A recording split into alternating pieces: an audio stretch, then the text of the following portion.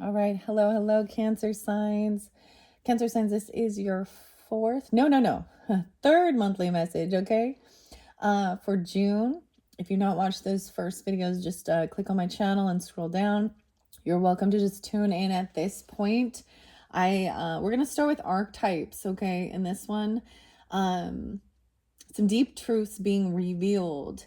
When I first unveiled regarding your relationships, okay, your first video we went on the soul's journey. I've been working with the pendulum. That one was kind of interesting.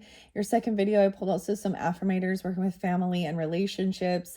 It seemed as there was a theme of relationships on the soul's journey, regardless of if they are just friendships, romantic, siblings, neighbors, cousins, whatever, co-workers, working together. But I'm also getting that there's this time of bonding. You're going to be bonding with some people or someone, and deep truths about each other will come forth. That's what I'm getting, okay? It's kind of the main theme of this month, okay? And also, for any of you sun signs out there, keep in mind I mentioned something about, your birthday. For some of you that are June babies at the end of the month, and any of your suggestions regarding which different cards potentially you might be interested in for your month of July's messages to unveil and work with, okay? Put your suggestions in the comment box. Any of them that I've already worked with previously, or any that are out there that you're interested in seeing or something like that. And if not, I'll just figure it out on my own, but I'm open for those suggestions. Thank you guys all so very much as well. I hope you enjoy this. So as you can see, I pulled already the archetypes. I feel guided to do that. And I'm not going to do that for every single sign. Okay, so also keep in mind, you can also check out your rising sign, moon sign, Venus, Mercury, however you feel guided throughout the monthlies for June, for giving you guidance and clarification, confirmation for individual Cancer signs that are tuning in, right? As I mentioned, usually in every beginning of it, I give different dates and times, different energies or things that are spotlighted, all right? Use your own discernment, right? If it resonates for you, someone in your life, sometimes they can be spotlighted anniversaries, days, birthdays, and sometimes if it's your ancestors coming forth, it could be also even their death date being spotlighted, synchronicities like that. And ironically, Kairos is synchronicities, okay? So what I decided to do when I first unveiled this, the truth was coming forth, Alethea, okay? And it looks like it's in reverse, so maybe something hasn't been revealed yet. Maybe this is yet to be revealed to you, and it could be vice versa. You could be revealing deeper truths about your own self. So I grabbed my book, and to actually minimize the amount of time of me flipping through the book, I grabbed a little stack of cards, some tarot actually. And I was like, well, maybe I could just use like a, little post-it note or something, but I was like, no, let's do this interesting. So I actually had a deck kind of sitting off to the side. It already been, after I work with them, even if I'm not setting it for another zodiac sign, I'll just shuffle it to clear that energy out. And then I often just say set it for when the next time I'm feeling guided to use it. I just grabbed a little bit of off the top of one and thought, I'm just going to throw these in and in as a bookmark, I guess I could say, and see how it speaks. I've never done anything quite like this before. So this is going to be interesting. I did this all, not picking the cards. I actually put them in my hoodie pouch. I'm telling you how I received this information, okay? But when I first picked it up, I saw 10 of Cups. So I was like, okay, I am going to do it that way. And so I put them in my hoodie pouch. And then as I flipped the book to the page that corresponds with the archetype cards, there's also a few cards that we saw that didn't actually fly out, and I did also mark those with these tarot, and it's really interesting how it came out. So I'm giving you guys a little bonus here that I haven't done. Well, I didn't do it for the Geminis so far, but anyways, so I'm going to reiterate a little bit from the previous ones as we go through this. I'm going to hopefully get to the Solace Oracle, which I'm going to be using the pendulum with that.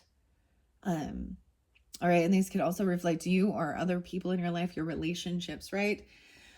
I hope you guys enjoy. We're diving a little deeper into this with Kim Cron's Archetypes Guidebook. I'm going to start at the beginning. You have the Judge that came out. It was like, so 1, 2, 3, 4, 6, 7, 8. We actually had 9 cards because the Truth was the first one. So we're learning something. This is about wisdom as well. And the Judge is necessary in our life, in our world. We all, but it's about truth, of course, and what's right and fair, and you know what I mean, like neutral as well. So a lot about seeing black and white too. It's so interesting because I actually gave you guys the song Lateralis by Tool, which it says that in the song. In my infancy, black and white is all I see. Then red and yellow reaches out to me. And you also have the medallion. All of these are fascinating. So I kind of went through and got it set up. So we're going to just start. I'm going to jump in there. Okay, here we go at 6:11 on the clock. Yes. Okay, that's a spotlighted day. That is the full strawberry moon in Sagittarian energy. The way I've calculated it, I should be doing the Libras videos by then, okay? Today is 6/5. I did see 68 being spotlighted, 6/8. 301 Piscean energy was coming forth. 102 Capricorn, 115 Capricorn, 119 and 120. I did see Aquarian energy 2. I believe it's 212. And 6/8 might be a spotlighted day this month. Okay, that's 3 days from when I'm doing this. Or someone could be 68 or born in 68. Okay. Of any of those dates and times. That just is what came forth. So your opposite is jumping in with this one, a bit of Capricorn energy. And if none of those dates or times apply, I'm getting a lot of Capricorn as well as Aquarius and Pisces spotlighted in this one. Okay, you could have that in your chart to be dealing with them. Okay. I often think I did have a lot of Libra as well. In your previous ones as well, a lot of Libra. There's Virgo too. I would think there's a little Scorpio, but I'm not quite as much. There's Wisdom, right? So Gnosis. So I'm getting a lot of Jupiter energy too. Capricorn, yeah. You have the flame energy, okay? So there was maybe even Sag, right? Aries, Leo. I'm reaching. Okay, use your own discernment. We're going to start. I'm going to start with the Judge, 88. It's actually page 88. So someone could be born in 88, 89. You could be dealing with, yeah, that brings in that Scorpio energy, that Leo energy, Sagittarian as well. Karmic justice even with the Judge. Okay, we're going to start with the Judge. I'm kind of going backwards. So I start, the tarot this is going to be interesting. I'm going to read the story. You're going to see if this resonates, okay? Use your own discernment. If it's not for you, let it be. But we're going to start with the Judge. Even though that was not the first card to come out, the River was. And those are all about the emotions, okay? So we have the Judge represents the critic, of course, the diplomat or the advocate, okay? And, of course, you have the scales of justice on the page here. The Judge has an incredibly important job. They work every waking hour of every day, helping us to discern what is safe, true, and just. When this archetype remains unconscious or is captivated by fear, wise discernment turns into painful judgment of self and other. Ironically, the Judge's energy can be the seed of racism, bigotry, and fear-mongering. This is the Judge that's out of balance, building walls, separating from other. When this same discerning force is made conscious and then healed, however, the Judge may be found advocating for civil rights causes, standing up for the underdog, providing resources for those in need, and forgiving again and again. Love is the deciding factor. Awakening this archetype is essential for the complex times that we are in. Get your Judge in order. The world needs it. When in light, now you have to discern, hey, is this you or them? We can all carry all these different archetypes as well, if, so keep that in mind. Get your Judge in order.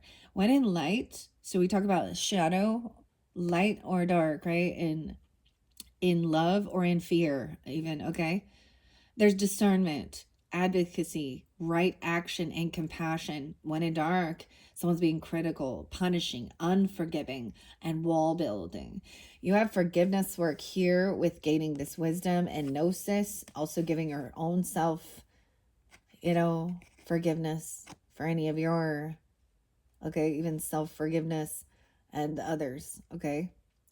Because, and also being able to like give your own self accolades, okay, for the work you're doing, or you, like even your own physical work. That's filling your own cup and not constantly needing somebody to tell you you're doing a good job, but everyone deserves to have, that's appreciation as well. So anyways, you can go deeper with this by studying Osiris and the white feather of Ma'at. So Egyptian goddess Ma'at.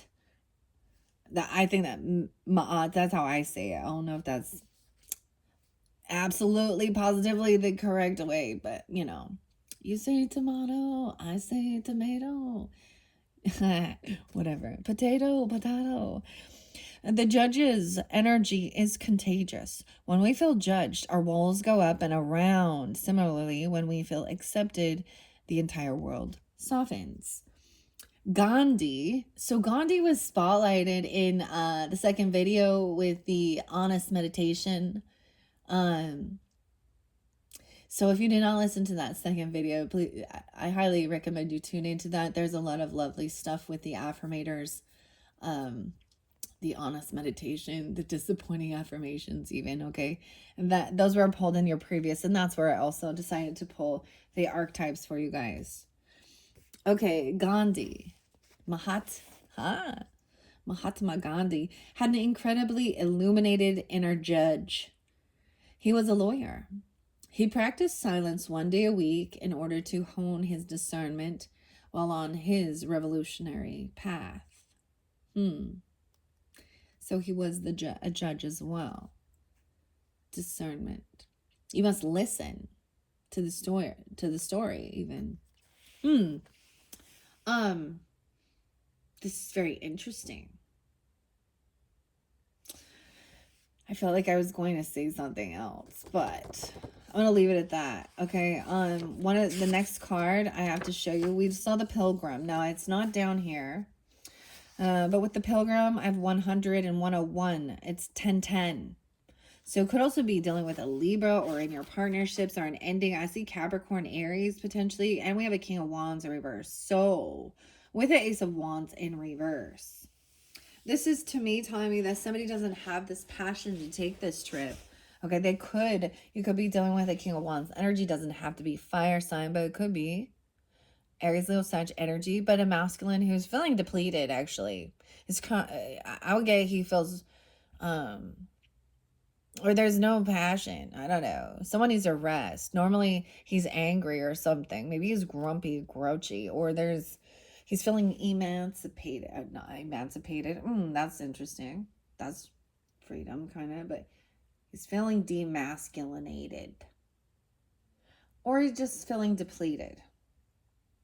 Maybe someone judged him, or, I mean, it could be as simple as he just needs to rest. Or there is nothing like, It's very interesting. There was nothing going on or something. If this has to do with sexual energy or passion, I'm just, there's a lack of it. Or there's nothing going on with that. I don't know. But King of Wands is upside down. So he's just not in. Maybe he's being harshly judging himself. Or he feels judged. Or he feels depleted. Now that's also about just taking a journey or something. With the Pilgrim, the Wanderer, the Traveler, the Apprentice. Now, like I said, it wasn't there. But I ran out of cards when I got to Judge. So I'm interlinking it a little bit with and the Pilgrim, the Traveler, and the Apprentice. In one sense, King of Wands in reverse could be acting similar to not being non-committal or trying to be controlling. Or being like in a Knight of Wands energy, but I'm just saying I'm feeling lethargic even, or lack of passion. Okay, to take this journey. An outward journey. Maybe and this is even, I'm getting like, he literally maybe just sleeping. This is also taking time alone, right? An inward journey. For the pilgrim, an outward journey is always an inward journey. The archetypal wanderer seeks wisdom, experience, and meaning in the farthest reaches of the globe and the deepest regions of the spirit. Others will wonder when the pilgrim will settle down and claim a more conventional life. But the pilgrim knows that the heart belongs in motion. Where there is motion, there is freedom, expansion, and growth. Responsibilities, social conventions, and logistics lull us to sleep. And soon the pilgrim becomes veiled in the slumber of the day-to-day. Yet when this archetype awakens, it rallies our sense of adventure and leads us out the door toward a new reality. With the pilgrim at your side, you will never lack courage, nor do you need every amenity. Travel light, travel soon. Your spirit needs it. When in light, they learn, grow, adapt, studies. In dark, they're aloof, non-committal, and flaky. To go deeper, read by Robert Frost, The Road Not Taken, and also by David White, Whyte, Mameen, Mameen. And all of these are suggestions, of course. Whatever you feel guided to. That might be learning something new. I don't think I've listened to that other one. Or it's been a long time even. The Road Not Taken. Even in the stillness of meditation, the pilgrim feels the movement of the heart towards what it loves. We all have a deep longing to answer the call, to get unstuck. What are the obstacles between you and the door? There's definitely some blockages and obstacles in these relationships. That's what they are even. And I saw that with the cards. Okay, the next one. Now, as I was flipping through it backwards, so I started with the Ten of Cups and the Truth, okay? So I want to also say that. So I'm going to go backwards, and we're going to start with that, because that was your first card. And it was the Ten of Cups. Love, support by your family, okay? And so there is interlinking with the family energy. Feeling surrounded by supportive people, supporting each other. Happiness, love, joy, 220 and 221. This talks about there is even some divine synchronicities in play coming forth. So this truth, that there's this love and energy and helping keeping this flame lit. And maybe it is with some Aquarius, Pisces energy. This is like Kurt Cobain's birthday. I don't know why I bring that. But I do. 220, 221. Our soul recognizes the truth. When someone speaks it, a cool wave of relief washes over the room, and all the facts and figures in the world fall by the wayside. Such is the power of aletheia. It has an undeniable resonance that goes beyond the rational. We can also recognize aletheia by its contagiousness. When we hear someone speak the truth, we see the truth within ourselves and are more likely to tell our own story. The aletheia card requires us to step toward an act of truth. And you have honesty here as well with your soul path journey. I can't always expect the truth from others, but I can expect it from myself. It was interlinked with the mountain. So even about your career and mastering something, 33. And reprieve, needing time alone. Also needing time to, not forgetting to, it seems like you may be somebody who does a lot of service work for others in your family, vice versa, or this other person does, and they need so it's just being honest about saying, I need some time alone to work on my own stuff, and something coming back down the mountain. Even this is going to be interesting from work. It's even like getting home from work and being like, all right, I need some time to kind of just like clear my head from my work day. It has nothing against spending time with family or people that are there, but it's like there's a sense of like unwinding. and just being upfront and honest, okay? The honesty card also talks about, little white lies sometimes just to keep people happy, you know. We have Ma'at here again. This is about justice. This is about weighing your heart, your responsibilities, the feather. 221, the goddess Ma'at, as well as Veritas. Veritas. Okay. When we, as well, okay. This might look like a conversation, okay? A gesture, a poetic act, or a ritual that honors the unveiling of what's been concealed. Reclaiming your own truth is a way to reclaim your vital energy, health, and sense of belonging in the world. Truth has its own wings. Set it free. We also have that yin-yang Taoism. What I'm seeing with this, the duality of things as well. It's very interesting because I have it pointed here at the flame and releasing any burdens. Okay. And also understanding I feel good when I can help others to release their burdens even. But you've got to remember not to carry other people's as well. I mean, there's a time. Because if you burn yourself out too much, like we have the Ace of Wands, like the fire's out. I mean, that was fascinating to me. So we will get to that. It's like there's no passion for this anymore or something. Or someone is just drained. Okay. That's interesting. It is said that the resonance of our own voice changes when we speak falsity. In this light, practice seeing truth as a vibration. Picasso said, "We all know that art is not truth. Art is a lie that makes us realize truth, at least the truth that is given us to understand." When in light, there is clarity, revelation, and disclosure. When in dark, there's distortion, gaslighting, and excuses. So it helps out of an understanding, it very interlinks with the tarot. And seeing when we see someone topsy-turvy, this person is not, they're in dark or they're in shadow, okay? They're in distorted thinking. That's when they're blaming or harshly judging, okay? Or making excuses. And maybe that's where there could be an apology potentially or forgiveness coming forth, and someone finally saying, taking accountability. But we also understand people get grouchy and grumpy, okay, when I just see this person is very depleted, very tired of dealing with something, okay?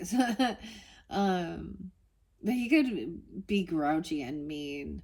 But I'm also seeing there's this lack of any type of, maybe there's a sense of feeling like there is an intimacy, like sexual intimacy. If this is your person, okay, and there's a desire to, and it makes you then question even, if something's going on or, I don't know, because there is a sense of worry. And maybe when I mean, this is weird. I wasn't planning on doing it this way. When I get to the other tarot, I might just leave these here as well to tell the story along the way. I'm also seeing like a sense of breaking a cord or a thread. Okay. Or it could be bonding, persevering through something, because this is the mystic through time, persevering. Time travel. Weird. Okay. So that was also with that 10 of Cups energy and the truth about happiness, family, bonding, working together, persevering. I get 51 there. 60. 30, 34, 71, 71.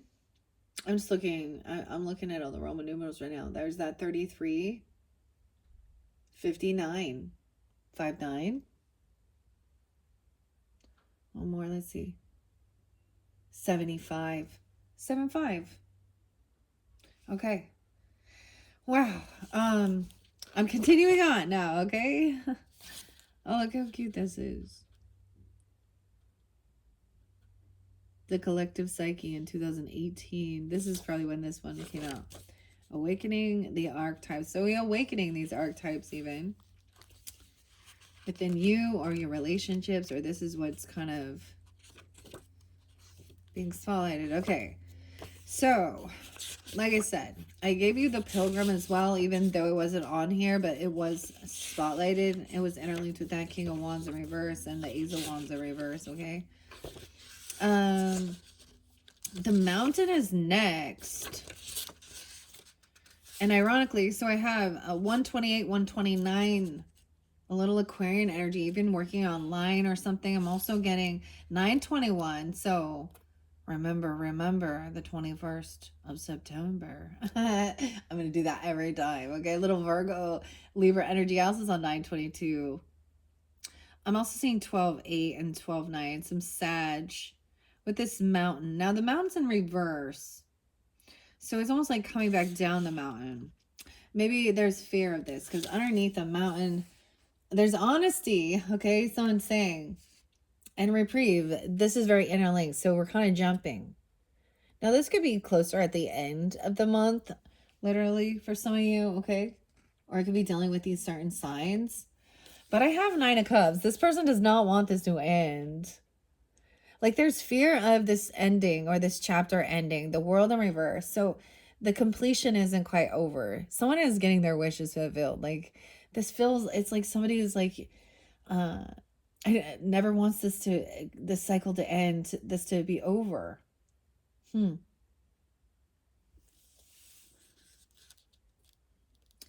so I think there's fear of some honesty or some truth, completing that chapter or that cycle. It's a very interesting thing. And when we get to wisdom, you're going to see even more. This was very fascinating for me. So I'm going to read the mountain here. And we have the 9 of Cups in the world in reverse. 921 even. The mountain. Reprieve. Maybe that's what somebody was hoping for, right? Like just to have a break or something. I get it even as simply as coming back down from, coming home from work even, or not having to work and going out. And this is talking about actually looking at pictures of mountains. So going deeper, really, what mountain are you drawn to in this world? Maybe you're there, I did use my Mount St. Helens cup, so that's interesting. But any mountain, I always think of Mount Shasta. Like that one looks crazy. But then there, of course, throughout the world, it's like somebody also doesn't want to go travel the world or see this. They're ready to come home. There could be returning, because Village was also there, returning home, or someone wanting to go out and explore the mountains. It literally could be going outside. So we have the ascent, the peak, and the insurmountable with the mountain. When in light, they are grounded in the eternal, steadfast and uplifting. When in darkness, ominous, daunting, isolating, or frigid. To go deeper, Mary Oliver's The Poet Dreams of the Mountain. The Poet Dreams of the Mountain. Research mountains and find one that strikes you and stare at it for a while. Where is it? The pilgrim may be awakening in you. The summit calls. I just see, what I'm kind of seeing is with this, maybe it is that somebody's going to be like, all right, I'm ready to climb this mountain of being completely upfront and honest about certain things, or it feels insurmountable, or something like this, because I just get that this person isn't quite awake.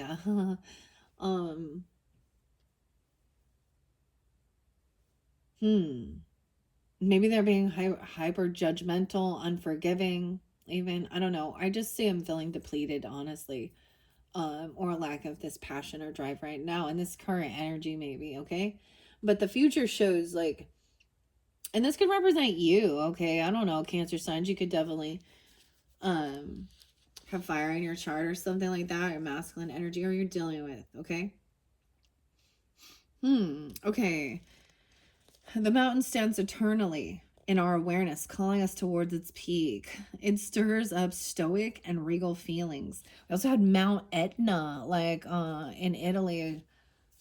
I'm all explode, erupt. So even volcanoes, when I think of mountains, I think of volcanoes too. Or earthquakes, right? Because that's what creates them too. Earth energy. Okay. All right. It stirs up stoic and regal feelings, reminding us of the long line of spirits, sages, sadhus, and gods that made their humble thrones within its snowy peaks. Beware, though, as the mountain can affect us in two ways. It can inspire and enliven us to rise to new heights and peak experience, yet it can also create isolation, competitiveness, and an inflated sense of self. Standing upon its heights can activate the purist and the perfectionist in us, creating separation from those we deem to be below. No matter how high you ascend, remember that it is within the core of the mountain that the gems, the minerals, and the jewels reside. If you think it's all about going up, you're following the fool's path and missing the miner's magic. Right? So it's almost like digging deeper, even staying surface level versus okay. That's so weird because Mount Shasta has lots of weird stuff. Like it says that there's like portals, and that's like in California or something. I don't know. I've never been there, but maybe that's the whole thing. Doesn't it have like, it's there's inspiration maybe to travel somewhere, or just look even at things. Someone is, I mean, it's just someone getting your wishes fulfilled. It's like wanting this to last longer, even. By being completely upfront and honest. Oh, I'm reading this in a beautiful way, especially regarding relationships. So I was reflecting. I don't know why it came up into my mind. I share my husband and I've been together for at least 25 years. We've been together, but before we were married or had children, and we were just in that stage of like, when he was wooing me, or what is it called, chasing me or whatever, vice versa. I guess I don't know if it went both ways, but he was all like, he like wrote me a letter one time. We were like sitting in the same room, and he wrote me a letter about wanting to grow old with me. And dude, we were like, I don't even know, 17, 18, 19, I don't know, something like that. And I'm seeing that like someone is like wants to just, there's a desire to make this last longer, longevity. I'm also getting with the medallion and reaching is very beautiful. And maybe there's fear or worry about being completely upfront and honest that it will, it could be, for some of you, someone is trying to hold off an ending, okay? Because I did see this wisdom showing the devil and the tower in reverse, okay? So that's someone trying to control someone with fear, with temptation, with lust, control the power of the divine, even in a toxic manner, manipulation that's not free. The relationships should feel free to be like you choose and desire to spend time together, to build together, right? not controlling, domineering. That's gaining wisdom. Someone could be apologizing for trying to control the other person with fear. Okay, or they could, or any addictions or temptation or something. Okay. Someone's gaining that wisdom about this gnosis. And taking accountability even. Or about somebody expressing that they could have had some addiction issues even. Whether that be with drugs, alcohol, spending money, gambling, pornography, or whatever, controlling with fear, with religious stuff even. Or messing around with some dark spirituality stuff. The wisdom and gnosis is also saying like there are some of this stuff that is like Gnosticism and some of the when you're seeking or searching different religious or spiritual beliefs, for me, I'm eliminating shit that don't fucking resonate, and I want to say it just like that, okay? And I'm not like, you know what I mean? So if someone comes in trying to push their beliefs or certain things, and I'm like, yeah, you know, I already did my learning and lessons on that, and I'm making a final judgment call. If you want to be part of that particular belief system, that's on you. If you want the wisdom I learned and why I choose not to follow it, or what flaws I see, where I see that it's not truth, okay? Every single one of them, when you start recognizing this, like I was just listening to like a Jehovah's Witness I always bring up like cults to consciousness or channel, and I was listening to someone who was like born and raised in Jehovah's Witness, who they think they are the chosen. They're the 144,000, y'all. Okay. The Mormons are told that too. The other one, you know, they all believe this. They're the one true chosen. They're the one truth. But you can pick it apart and see. Then we can talk about theosophy, and I don't even want to go into that with Helena. Okay, anyways, I don't know why I'm talking about this. That's what I was getting with this gnosis as we're going over here, because we're getting wisdom about what does the devil even mean. You know, fear-mongering about that.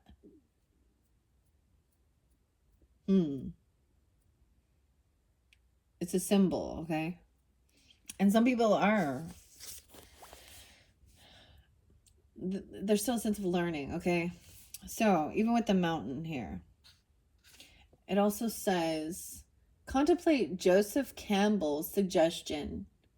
You are the central mountain, and the central mountain is everywhere.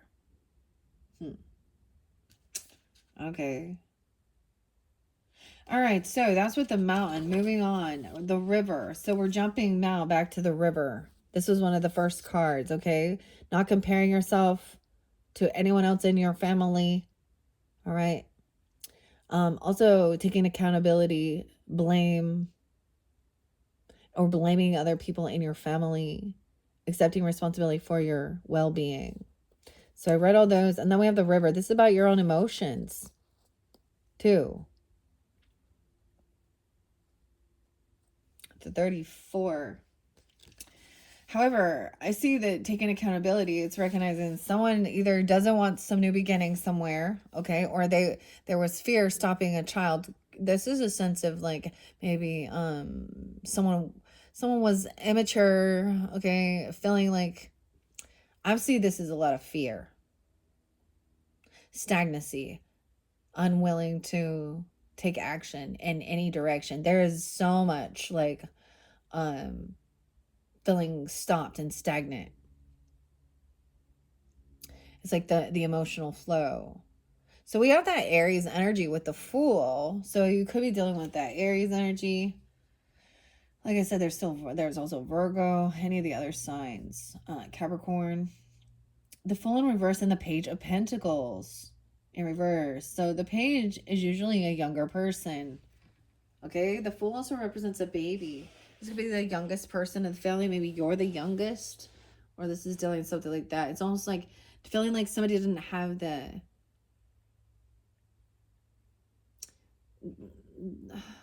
they didn't have the drive. The Page of Pentacles in reverse, I'm saying, is also someone doesn't have this longevity. It's like they burn out too fast. I kind of see someone doesn't want to go on this. So maybe it literally is a literal thing. Like someone does not want to go on this river, get into these emotions and talk about this right now or something even. Maybe there's children around or something. Or this has to do with the emotions. The Fool in reverse with the Page of Pentacles in reverse with the river. Okay. Weird. Now we talking about relationships, right? All right. Now the river looks like it was upright. I see 130, Aquarius. Also Aries, Gemini, Piscean. The stream, the flow, and the current. There is a reason so many rituals of change and rebirth take place in the river. Ah, a baptism even. Okay, weird. It's forgiveness, embodied in physical form without asking anything in return. It is. Oh, being forgiven of your sins. Rebirth. Wash away your guilty, dirty soul. No, I'm just kidding. Okay. Interesting. The river washes away what is no longer necessary, smoothing over sharp edges and accepting all our mistakes and grievances. Once we step in, we are no longer in control. The river carries us farther down the stream of transformation than we plan to go. Its waters have a special gift for reflecting back to us a new and dreamlike vision. Once the tears have passed, we see ourselves as we haven't before, with a little more lightness, grace, and fluidity. Keep in mind that you that stands within the river is the real you, full of deep emotion and potential. Nothing to hide, nothing to judge. May you drink in the sight of your true self. Finding acceptance, grace, reflection, and forgiveness. Interesting. Forgiveness. Interlinking here too. With gnosis. Overcoming blame in your relationships. And not comparing yourself and the other people in your family. Taking accountability.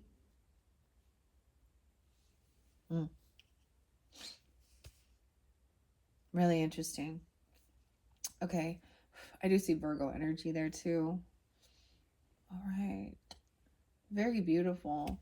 The river is emotion. When you are in its current, you will know it by the bursting forth of tears. Laughter, song, despair, all the emotions flow in its current. You can only resist the river for so long. Eventually it will pull you toward change. So you may as well get in with style and grace. I feel like Cancer side energy is like just floating down the river.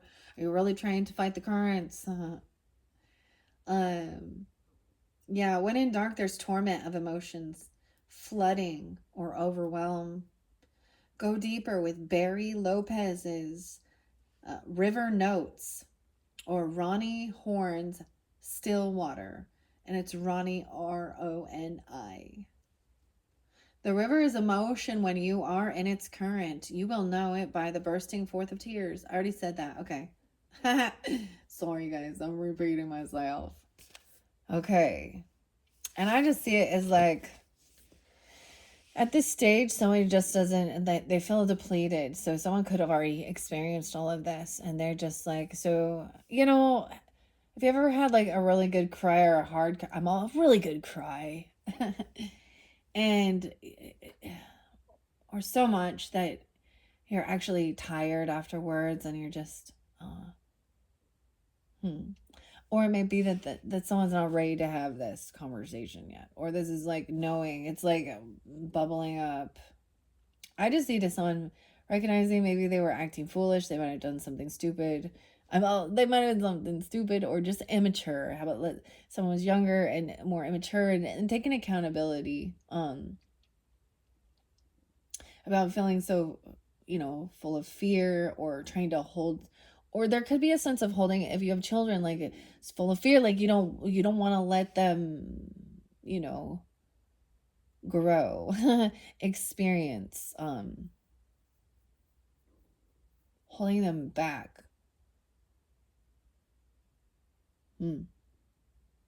Something. This King of Wands could be mean. He could have said some things about, he could have put someone down about literally being slow, stupid. I gotta say what I'm kind of seeing.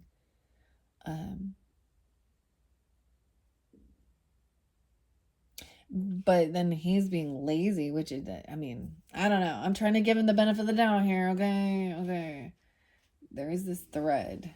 There's that energetic connection, right? All right, moving on. The next, the one is the village. Now, the village isn't here, but the village was spotlighted. I see 61, no, 31, no, 144. Wow. Okay, so I just, I to me, that's also, chosen. So I'm feeling that those are synchronicities for feeling the 144,000 even, or feeling chosen. Okay.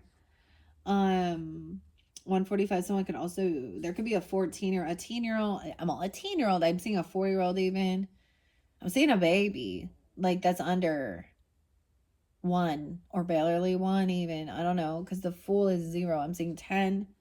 We have children energy coming in because we have the Page again. But we have a Page of Wands. So this is a lot of inspiration. Now this is what in your community, okay? The village. I don't know where I'm going to set this one. I'm going to set him over here. He wants to gain this wisdom. He has a lot of ambition to learn. And I'm saying he, I don't know why, but it can be anybody. And it could be a fire sign, younger person. But there's like being pushed and pulled between 2 different directions. There's options and choices and what to do, right? It's like there's a lot. This person has a lot of ambition to learn about certain things, to gain some wisdom. All right. Even about forgiveness. I don't know. Maybe it's saying that someone is apologizing for feeling like they were holding somebody back from being, from gaining wisdom, or learning about other religions or spiritualities or something, because out of fear, I don't know. This is indecision. Even at that new moon, okay, Cancer signs, the new moon is in your sign, right, at the end of the month. Or something like that. That might be resonating during that time. Wondering which direction to go with something. This could be a young person who really loves to help others, like, and do service work even. He has a lot of ambition and drive. Okay, this is interlinked with your family, your village, your home, okay? And also about the necessity to leave home and then return and share that wisdom. Okay, the hometown, the family, the tribe. The village represents us with a conundrum. On one hand, it's the place that feels most like home. The place to which you can always return. Nostalgia and comfort draw us back. On the other hand, it's the very place you must leave in order to grow. Around the village, an unspoken boundary exists. One most villagers do not want you to cross. Though some support your leaving, still you hear whispers of doubt as you venture beyond its borders, leaving them behind. The energy of the village is present anytime we feel restricted by a certain group, community, family, place, or ideology. It may have served us in the past, yet staying within its parameters will never satiate our thirst for life. Thank the village for all it has provided, knowing you will someday return. For now, the world awaits. Wow. When in light, intimate, rooted, intergenerational, and communal. When in dark, they're small-minded, they gossip, feel trapped and restricted. Go deeper. Haruki Murakami's Hard-Boiled Wonderland and The End of the World. I've never read those ones either. I've had this for a couple of years. I've never decided to go check it out. But, also just suggestions about the village. The village moves with you, as it is more of a mindset than a physical place. So when we see that, it's like these things that we were, when we're young, we're children, when we're sponges for the information about why we're here and who we are and what the world's about and things like that, our ideologies, the beliefs that we're of our truth, of what we think is true, what we're taught. And then those, even as we travel, we go somewhere else, we're also taking those things with us. So there's a sense of also adding to that wisdom, but also cutting through it. It's really interesting because the conundrum is a decision to stay or not to stay. I feel like it could be about like feeling like it said, a family or something, or someone trying to control or hold somebody back. It could have been that they did that to you even, or something like that, out of fear about learning things. I mean, people, some of this religious stuff goes crazy. They freak them shit out. Like, oh my gosh, if you don't get your kids into a Christian school, they're gonna teach them all of these twisted beliefs and da da da, or vice versa. It's in all that. There's a lot of fear mongering with it. Teach your child how to make proper choices and have good morals and values, and that give them the wisdom to be part of this world, instead of like feeling like they gotta hide themselves away. Give them that knowledge and wisdom. So we want to go to scriptures. And what is it? Be as gentle, as gentle as a dove, but wise as serpents. Huh? There are scriptures that actually talk about this, that talk about really separating, like, why would you, I think it's 2 Corinthians 6:14. Dude, I just went straight to it. How did I do that? Because I was just reading it, but it talks about why you cannot yoke yourself with those who are non-believers. So when that's where they can find that scripture to justify not hanging out or being around any of these other people who aren't part of your little cult. Oh.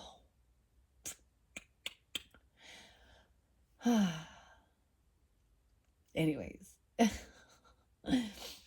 I don't know. So Gnosis and Gnosticism is popping in my brain because they do mean about wisdom. The occult means seeing, Oculus as well too. But when I study about Gnosticism, it did not ring true to my soul. And I was like, that story is not. It feels much more mythological, much more Roman and Greek mythology. I mean, but so does some of the stuff in the Bible too. So whatever, like,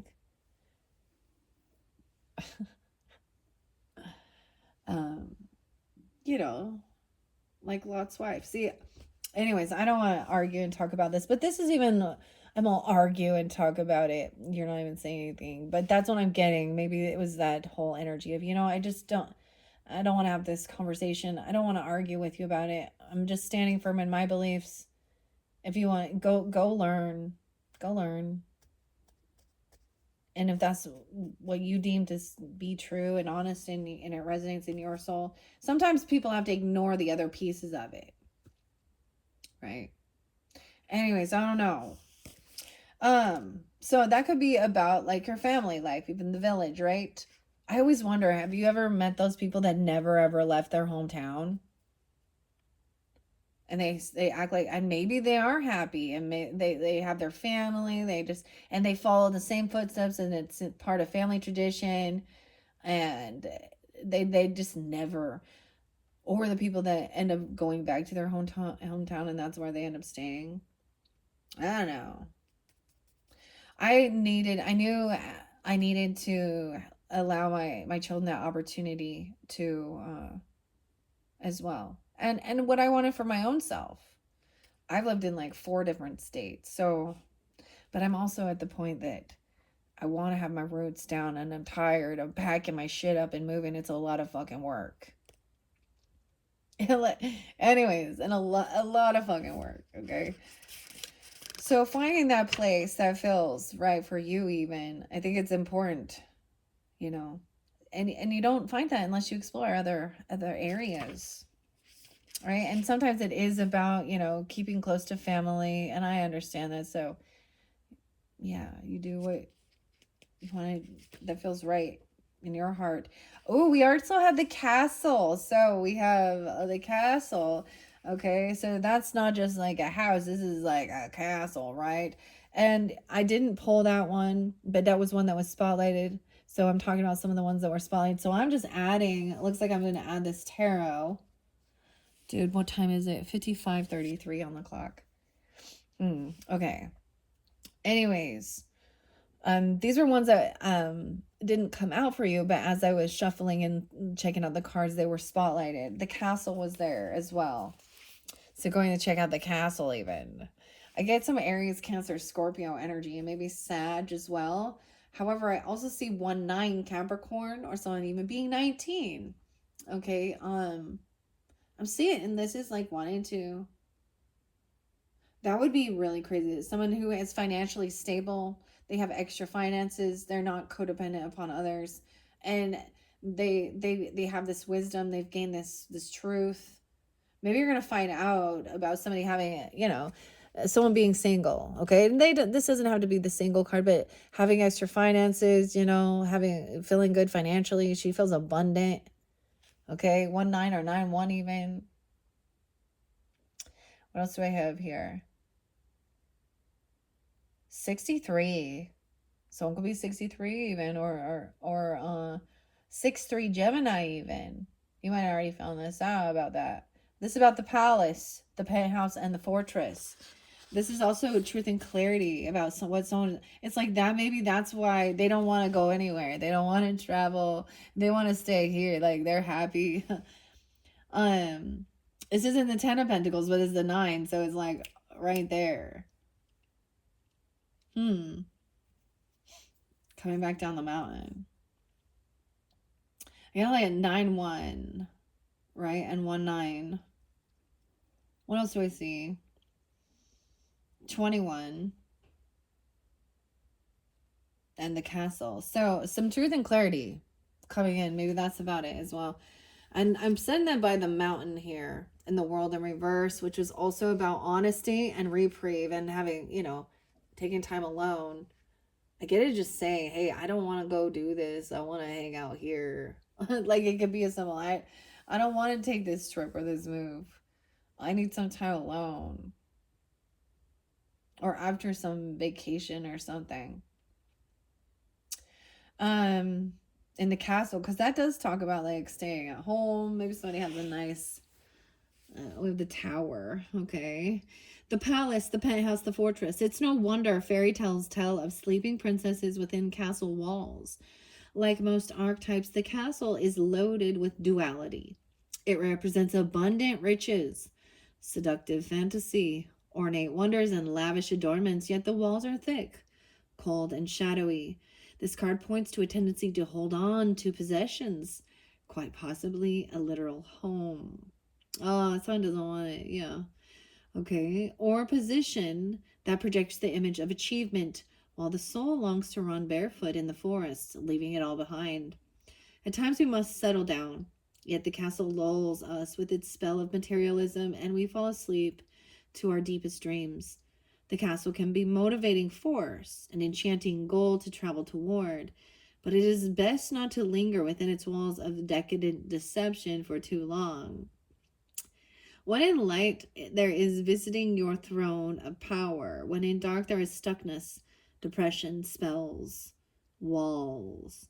Go deeper. Rachel White reads House, and Peter Bregel's The Tower of Babel. Notice how castles are designed to keep things out. They defend, they separate. It's likely there is a connection and community beyond its walls that will revitalize you. If this card appears with the king, the queen, or the maiden, now it came with, it looks like, you know, a maiden here.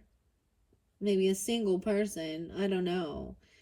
And she doesn't have to be single, but she doesn't have to be a she either. It's that Nine of Pentacles depicts it that way. There is definitely a lot of finances and money extra. Maybe you're finding out about the truth about somebody having quite a bit of money or living in a castle. Okay, or this is some type of goal or dream, or not wanting to let go of some home. Someone's very satisfied and happy. And that's some honest truth.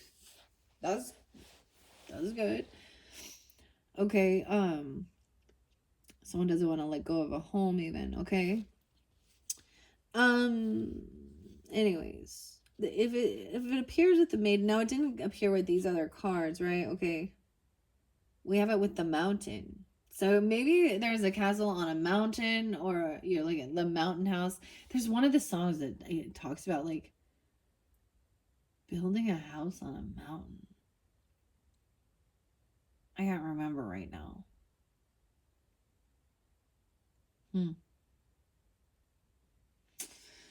Okay. Anyways, let's move on. Cancer signs. To the Queen of Swords and the Flame. All right. Okay, we're jumping here into the center of this. This is about service for others. We have think things through logically, communicate with eloquence, and talk. We got maybe you could have a Queen of Swords coming in for you. You could be taking on this energy. But Eight of Wands and Queen of Swords. So you could be receiving messages, okay, or they could be coming to your house. Maybe she's asking you for service, okay, or asking you for help with something, or she's asking you if there's anything she can help you with, okay? Vice versa. She could be someone in your family, okay? Maybe she's like, hey, can I ask your advice? Or vice versa. But this is very eloquent, tactfully. It's straight to the point. It's like getting straight to the point as well. Knowledgeable, maybe see she could be very neutral, in deciphering, she can detach from the emotional things of it and just say, hey, this is about service for others. All right. And this flame, okay, you also have releasing, and you're going to say you've been releasing any old resentments, okay, past arguments. Maybe this is even a person coming in. Usually this isn't the apology card, but it could be just straight to the point, like, hey, I'm sorry, or something. I don't know who this is to you, but this is what's coming in with this flame. Maybe she's a Taurus, or she could be 51, or you are even, doesn't have to be. I also see Virgo, Libra, Aries. Okay. The flame. And Gemini did also receive that one. And it's like, I get that as asking, also saying no to not take on too much, okay? Releasing any burdens that aren't yours.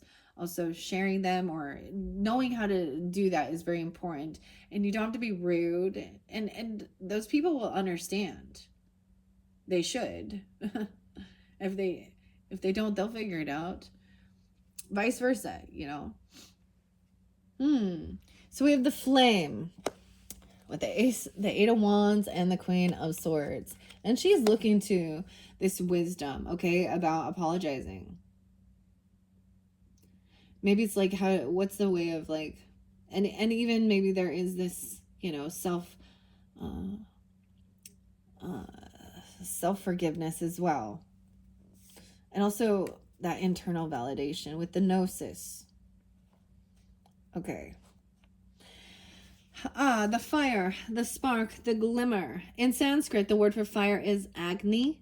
Hopefully I pronounced that right. It might not. The ancient yogis saw this flame at the center of the abdomen and believed it to be responsible for our vitality. When it is lit, we are connected to our purpose and sense that life is a sacred gift. It is said that those who cannot see the sacred around them have let their inner flame go out. Think of this card as a call to reignite that fire, to cup your hands gently around those things you've forgotten and protect the flame, no matter how harshly the winds around you blow. It could be an inner archetype that begs you to light its wick. Oh my gosh, yeah. I know, I'm like, maybe I should bring a candle in. A candle in the wind. Oh my goodness. All right, let's see. It's likely that the poet, the mystic, or the shaman would call to you with the language of the flame. When in light, there is health, mental clarity, and good digestion. When in dark, there is excess heat and anger and complete darkness. Go deeper. The Light You Give Off by Rumi. Gerhard Richter's candle paintings. The archetypal fire is at the beginning of all transformation, purification, and manifestation. Nearly every spiritual lineage honors the flame. Lighting a candle for someone, even. To enliven the connection with this archetypal energy, practice the candle gazing technique called Trataka. How will I say that? Trataka. Notice how lighting a single candle in any space brings magic to the room and creates a sense of reverence. Lighting a candle. Maybe I'll bring a candle in, guys. I haven't had candles for a while. Or you do that as well. Very beautiful. Interesting. Okay, let's continue, okay? We're jumping to the medallion, which is like the reward, okay? Do you have an heirloom or something? Or you have, what is this? A talisman, the amulet of someone here. I get 59. Someone who's 59 or someone coming forth. I'm also saying 82 and 83 or 59 Taurus or born in 59. Communication coming in quickly about someone's work. Maybe someone is working on an amulet or a pendant, okay? Or this is something you even do. You could create these medals or something like that. Or you have one that's been passed down, an heirloom. I'm getting Aries, Scorpio, Taurus, Gemini, any of those other signs as well. With the medallion, it is about reaching too. What's under here? Oh, worry. A worry stone. Do you have a worry stone? Or someone is worried about. This is helping overcome worry. Okay, even realizing that doesn't help your anything, worrying about the unknown. There's fear of the future or something about work. I'm just seeing someone doing this work and this communication coming in quickly. Okay, reaching this medallion. So this literally could be what some of you are doing, or you have something like that. I get a pendant, or a medal. Okay, the amulet, the talisman, the heirloom.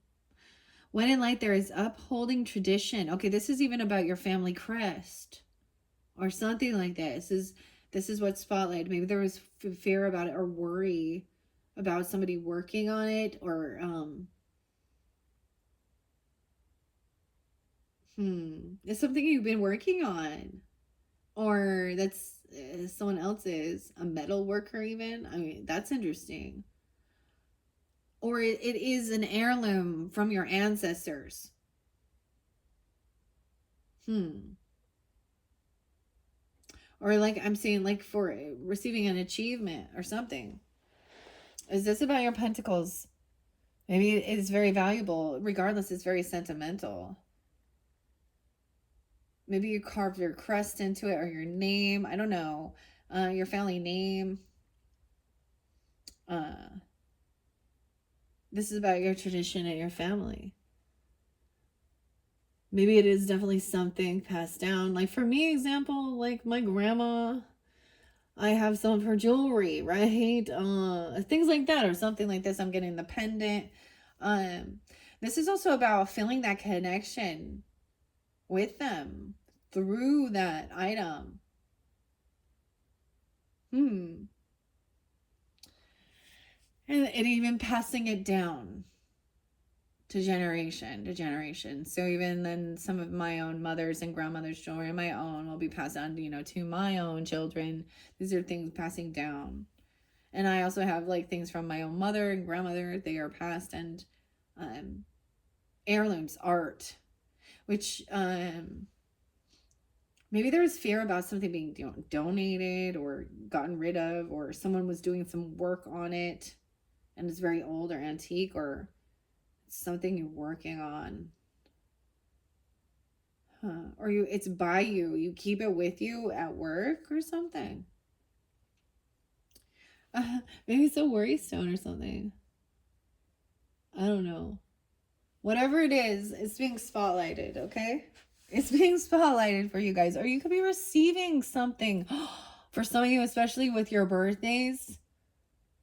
You could be receiving something, and it could even be in another form. It could be that you're receiving like an honor, or something for your work, a medal, and a prize or something, you know what I mean?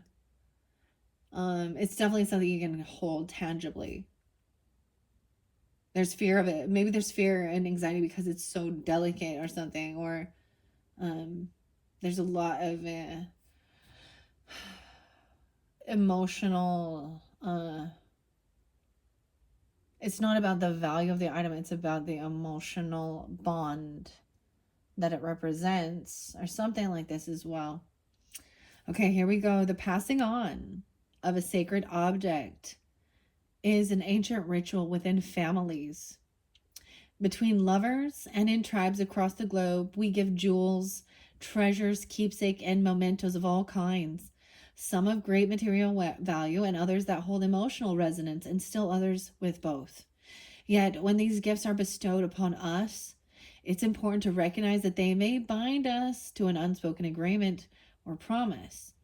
When the medallion card appears, be aware of how the object you hold dear may be embedded with unconscious energy or expectations.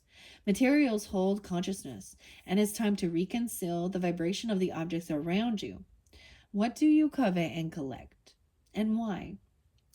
Is there an object you have held onto for years that you are ready to release? Perhaps it's time to reach for the medallion that aligns with your deepest values. When in light, there is a sense of upholding tradition. That's why I am getting that Taurus, Capricorn energy, Aries, Scorpio, Gemini even. Okay. Protecting and honoring. When in dark, there seems like burdensome inheritance or habituation. Go deeper with the ancient Egyptian scarab amulets. Imagine if you and your family, school, or social group had a crest, an emblem, or an amulet. What would it be? Draw it. And maybe you are drawing it. Or maybe it is passed down from your generations, from ancestors, elders. Do you believe that objects contain supernatural properties? And when have you experienced this to be true? Those are the questions to ask yourself. All right. Something coming in though. Oh, the next one we have is actually the vessel. And that was another one that was not actually, this could, something about February could be spotlighted. The vessel is also the body. Okay. I'm also seeing, or Taurus, Gemini. 202, 203, the 69, someone could be 69 or 69 Gemini, Aquarius, Taurus, Gemini. I'm getting that information, okay? I also have 8 of Cups in reverse with this. Wow. This is maybe even a sculpture or something. I don't know. Or you're creating a vessel to hold something, or a container. I don't know. I'm getting like a shadow box thing even. I don't know. But I'm seeing 8 of Cups in reverse with this. Holding on to these emotions. This is not letting something go because it is special. So if it's not, that's the thing. If it has sentimental value or it feels very important, it's like the vessel. that's containing something, the body, the container, and the cup. Whatever it is. I'm saying that here with the work. 8-8. Some have been doing this. There's also 98. 9-8. The vessel may be the most powerful archetypal form on earth. Now that came through a couple times as I was shuffling these for you. That's why I'm spotlighting it. All right, Cancer signs. What are we on time? 1:15 on the clock. Okay. It is everywhere. Cups that hold liquid, stoves hold fire, our bodies hold organs, our home holds families. Through the simple act of separation, the vessel protects what it contains. Nests protect the eggs, saving accounts protect our earnings. Even the planets are contained within their circular orbit. When this card appears, it's time to assess what is being held together. It's like if something is being repaired or something even. Or you're working on this.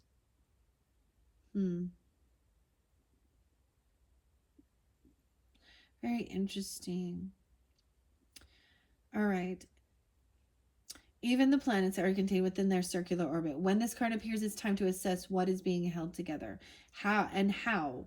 Is the vessel too tight, too loose, broken, empty, full, or perhaps there is no vessel at all and the contents spill in every direction? It is natural for structure to be formed and eventually fall apart. The vessel has a life cycle that must be honored. It's time for you to build, break, or repair. You must find out. Dang. When in light, someone feels stable, strong, and graceful. When in dark, feeling trapped or being in a bubble. Go deeper with The Loving Cup by the Rolling Stones. That must be a song. I've never even listened to that song. Loving Cup by Rolling Stones. The physical body is the most sacred vessel of all. It is the one in which you reside from your first breath to your last. It may need your attention. The mentor and the healer must pay particular attention to this archetypal form. Healing cannot be sustained without a strong container. Maybe you make these things even, because I'm seeing this could be your work, or whoever this is this is what they do.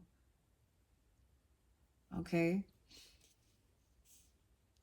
It could be a thing of maybe someone was worried about, something. And if it has to do with health or your physical body, it's like, it's showing this love to self, not emotionally detaching and walking away from this work, this relationship, this item that you're creating or making. Or that this person is. The thread is next right here, okay? And it showed reversal. And I actually, okay. The tarot that came out with this was the Queen of Cups in reverse and Six of Wands reverse. So someone is feeling, all right, Cancer signs, that if this is you, feminines, okay, or this could be a Pisces or a Scorpio feminine, or it doesn't have to be. It's very interesting because I'm having a lot of different energy of empathy for these court cards in reverse, okay? Because I'm seeing here that this King of Wands is just feeling very depleted. He's lost his passion, his spark. He's tired. He's angry. He's not nice. And Queen of Cups could be heavy in her emotions, feeling like a failure. Okay, that's why I see it. Feeling like she's not winning this battle. Okay,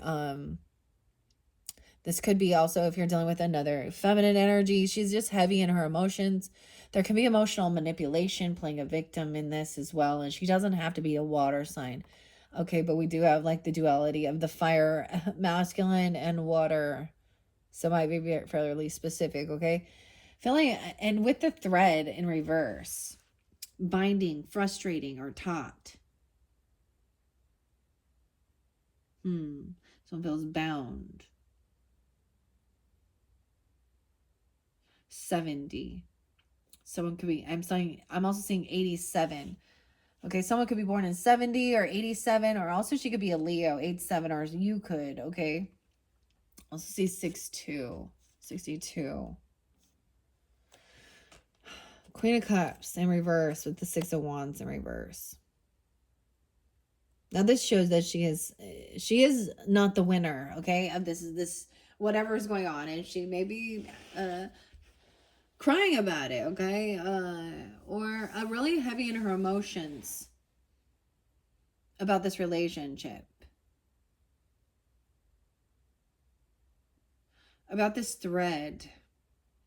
So I don't know what this has to do with the thread, but I'm going to read it for you. The path, the vein, the circuit. Life is a tangle.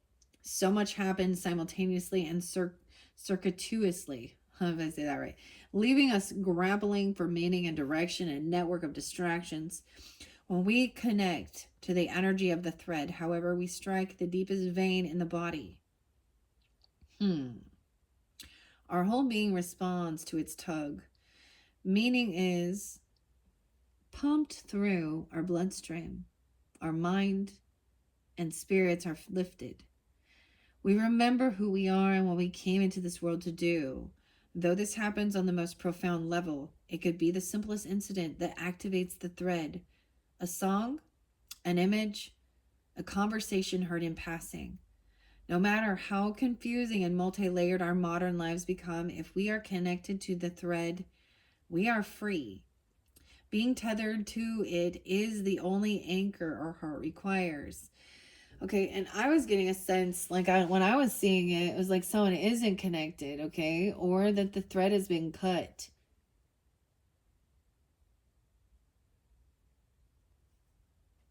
Now, this person may, this may be somebody that you felt like you wanted to cut this cord from. You know what I'm talking about?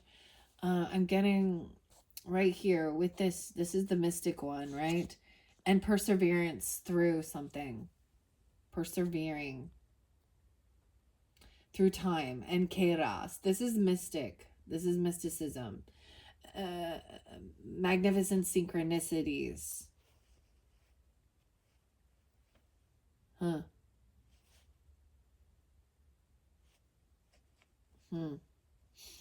Okay. Relationship. I'm attracted to those people who serve my higher good. And it may be that these people don't. Maybe that gives you guidance and clarity. Or they just need to do their own healing. They're in shadow energy right now, or they're unawakened, if you want to call it that, or they're heavy in their emotions because this is being a sore loser and playing a victim and justifying, this is heavy victim mentality right there. But they are losing something, and they're, being a sore loser about whatever battle, not feeling victorious. Weird. Okay. You can go deeper with the sculptures of Eva Hesse. 205 and 204. This would be someone in your friendship. This would be an Aquarius person. Or in your friends group, even. A Taurus, Cancer sign. Leo, Aquarius. That's what I'm really kind of interlinking with this one. Recall a moment in your life when you felt fully alive. The thread is awaiting for you amid the details of that memory. Whoa! The Tower and the Devil just fell out. I told you already. The Tower and the Devil came out on Gnosis, okay? Someone is talking about how this energy is someone trying to control and bind.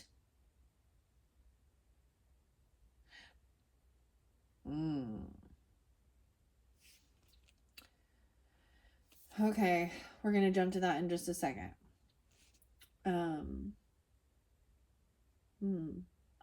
Feeling alive again. It's just somebody feels, yeah. You may think you have to find the thread and pull it. Imagine, though, that it's already tied around you, waiting for you to follow it home. All right. Queen of Swords right there. Like communicating and talking logically about what binds people, what this devil energy is. Two major arcanas right there again with that wisdom, right? And forgiveness. Weird. The devil wants to bind you in what's this? In bitterness, in anger towards one another, in separation, in will manifestation, wishing bad upon others. They want to keep you chained to your hate or addicted or to your drugs, your alcohol, your temptation. They want to bind you, control your behavior. I'm getting even with the cult mentality is control, what information you receive. This is an energy that's trying to control to avoid an ending, the tower. So there is definitely somebody in your energy. And this is with the non-forgiveness.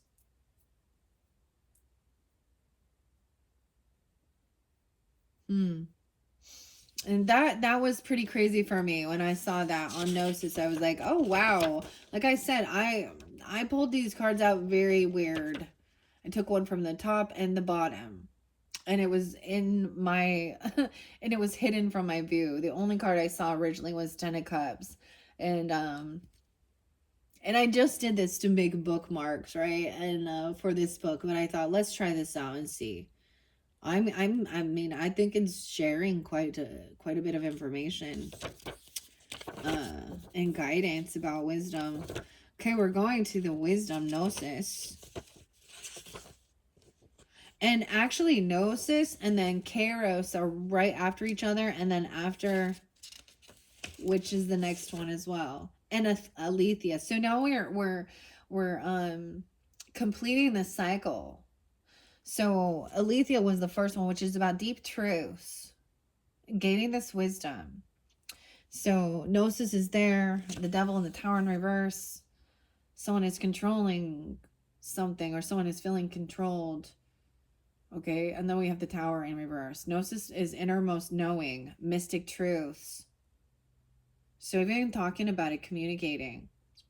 It could be just saying, I know that there is something toxic, or someone has some addiction. It could be literally, you know what I mean? It's whatever it is, the devil is what tempts you, what can control you. That could even be with some lying. We don't have the 7 swords or anything like that here. I see 216, 217. So this is an interlinking, maybe something with an Aquarius person, Capricorn, Scorpio, Libra, Taurus, Virgo. Okay, Cancer signs. Mystic truths. True knowledge is not found in facts and figures, in scholarly books, or the library shelves. Although Queen of Swords will say so. She's gonna speak on it. Rather, Gnosis points to deep and timeless archetypal wisdom that arises from the felt experience of having touched the unknown with every one of the senses. Those who are drawn to Gnosis find themselves in esoteric studies, like involving mysticism, alchemy, healing, or perhaps science. I can get it that somebody felt like this type of work was saying they were worshiping the devil, or they're communicating with the devil, okay, or something like that. Because it's also, you know what I mean? Something like that.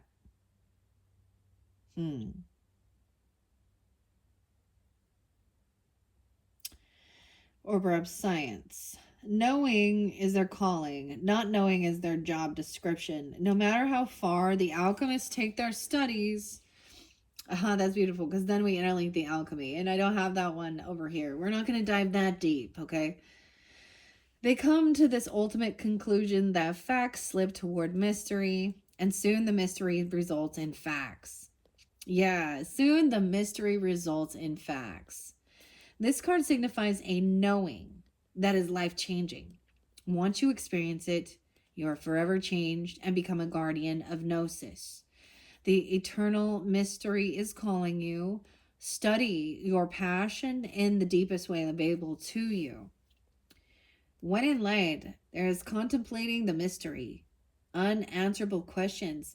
It could be an Aquarius person that you're communicating or talking to, even with this Queen of Swords upright. Okay, doesn't have to be though, but I'm getting a lot of that, right? Cancer sign, or it's I mean, Libra energy was there quite a bit too, Gemini, whatever. It could just be having this conversation because we're in this energy of Mercury, right? With Gemini energy and chatting about it and talking about things, okay?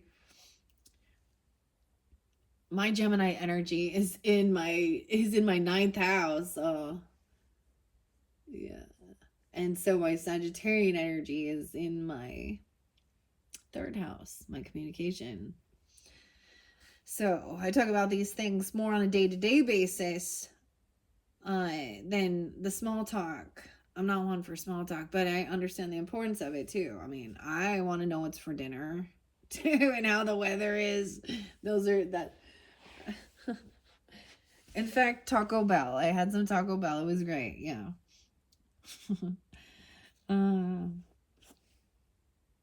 Anyway, sorry, I was getting sidetracked there. Let's see. Stunning esoteric. Yeah. Okay. So when in light, contemplating the mystery and even the unanswerable questions. You know what the answer when there's an unanswerable? Well, God works in mysterious ways. When in dark, over intellectualizing and literizing, asking others. Go deeper. Bruce Nauman's The True Artist helps the world by revealing mystic truths. The true artist helps the world by revealing mystic truths. Those who say they know, don't. And those who say they don't know, know. This card relates to the riddle and the shapeshifter, all concerning themselves with revealing mystic truths. And the next card, Kairos and mystic truths. What I see here, what this mystic truth is, with this time and the synchronicity. What time is it? 1:32. We have a Page of Cups in reverse and a Six of Pentacles in reverse. So this shows to me that there is unapologetic, not conditional love, acting like a spoiled brat, favoritism, a karmic debt, not equal reciprocation, not paying off like your own freaking debts, or they aren't, not being kind or generous or helping others.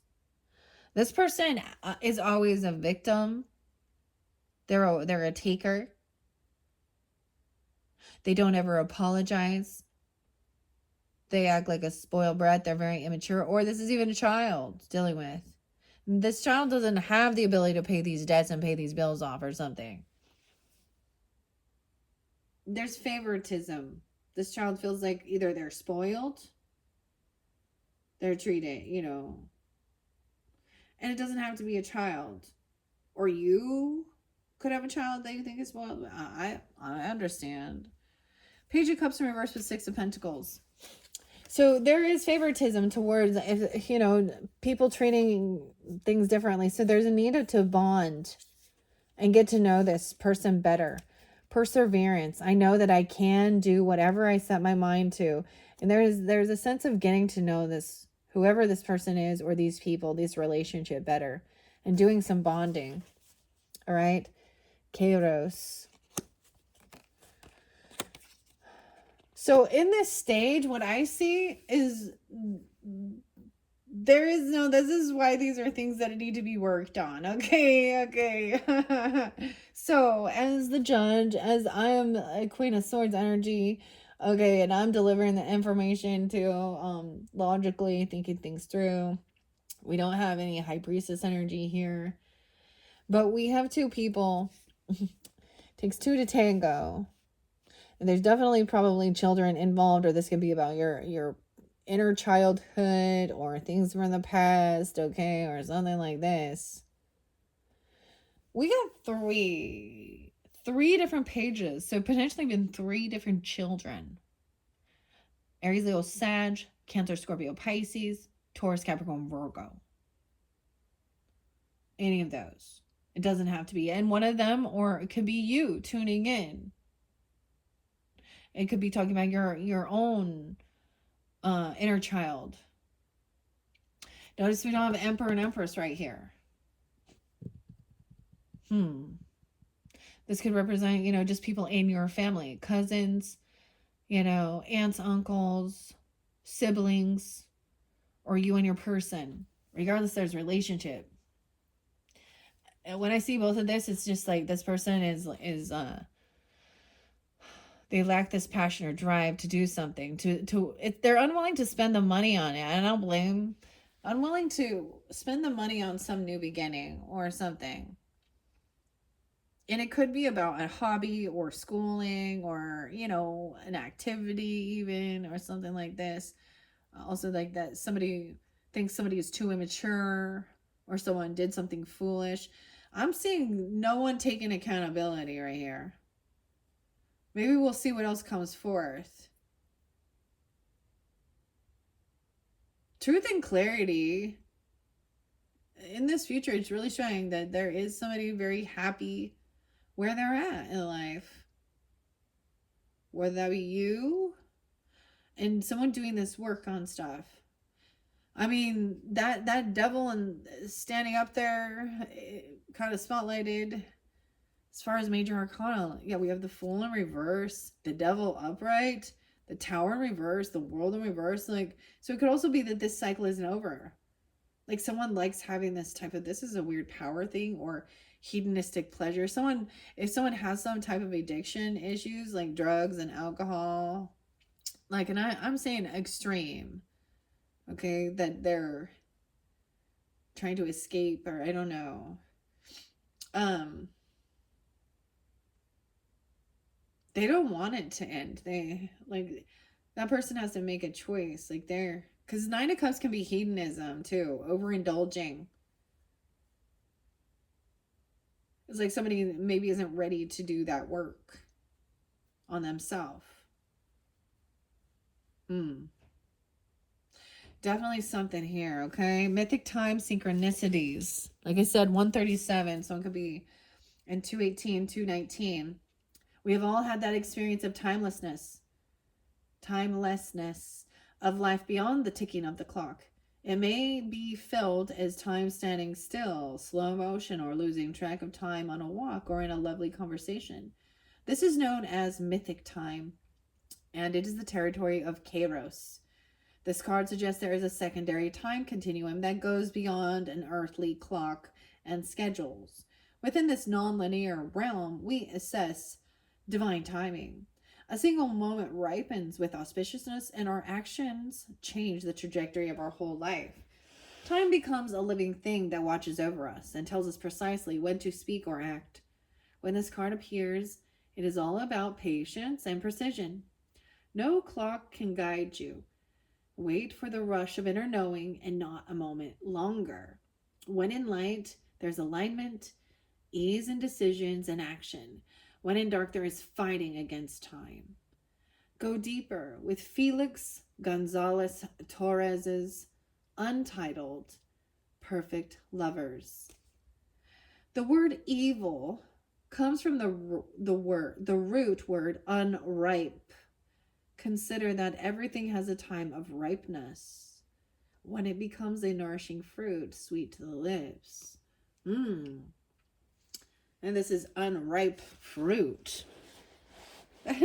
Very interesting. I'm looking at the dates. I'm looking at the numbers I see.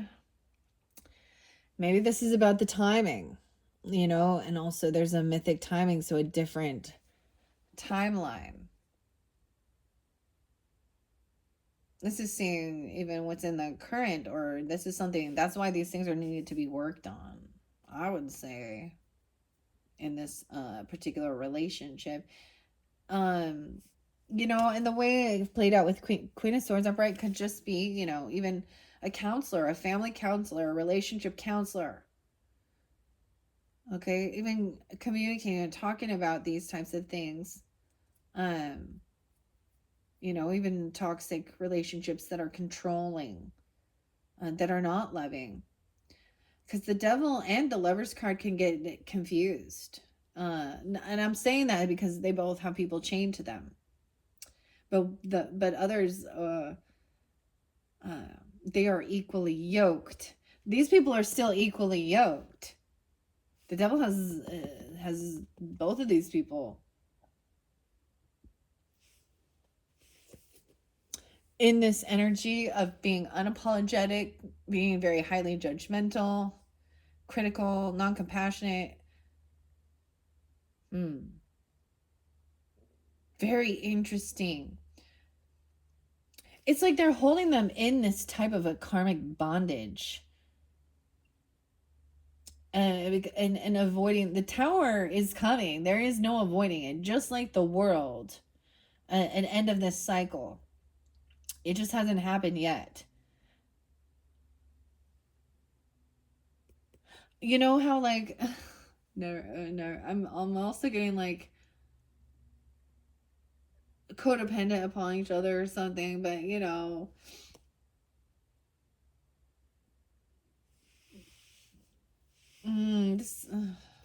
yeah, I'm just leaving it at that. Okay, compare the Greek words chronos and kairos, and this will guide you to an understanding of logos and mythos. Chronos, I know, means time, same as kairos, about time. All right, that, and then Aletheia was that final one, which I began with the 10 of Cups energy. So there is still a lot of love and support. That's unconditional love. Even for these people who in their shadows, who have issues and addictions or problems in their life, right? Wow, okay. This was fascinating. 142. Yeah, it's I might give you guys a bonus. I might we will see. In your fourth message, we're gonna tune into the pendulum with the Soulless Oracle. Maybe this can help give that guidance, overcoming some stuff, okay? Any type of sorrow or whatever this thing is going on here. Also, maybe the Women of Myth. I might combine two. All right, so for further clarification and guidance of this particular situation. Now, if this is not your situation, then maybe check your rising sign, your moon sign, okay? Or even the Granny's tarot message. Who knows? It might give clarification. It might give a whole different story for different Cancer signs, all right? Thank you guys all so much. I hope that gave you some guidance and clarity. This was very interesting, how this all came together here, all right? Very different than the Gemini's reading. And like I said, you guys are only the second zodiac sign I have been working with these cards, and this was a different layout and setup for sure. All right, I am going to end it there. Thank you guys all so very much. And if you're ready to jump to listen to that fourth or that fifth message, check my channel. Scroll up, scroll down. And I hope that gives you guidance and clarity throughout your month of June. Thanks so much, guys. Bye-bye.